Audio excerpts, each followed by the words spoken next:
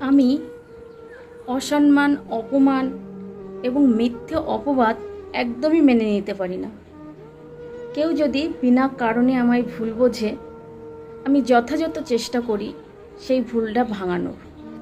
তবে কেউ যদি নিজের ধারণা থেকে বারবার আমাকে ভুল বোঝে এবং মিথ্যে অপবাদ দেয়, আমি কখনোই সেটা মেনে নেব না।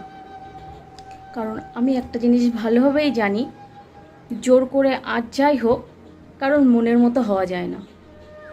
তাই যেখানে আমার সম্মান নেই, আমার জন্যে সামান্য একটু ভালোবাসা নেই সামান্য স্নেহ, সেখান থেকে আমি যত তাড়াতাড়ি সম্ভব নিজেকে সরিয়ে আনার চেষ্টা করি। কারণ আমার কাছে আমার মান সম্মানটাই সব থেকে বেশি দামি।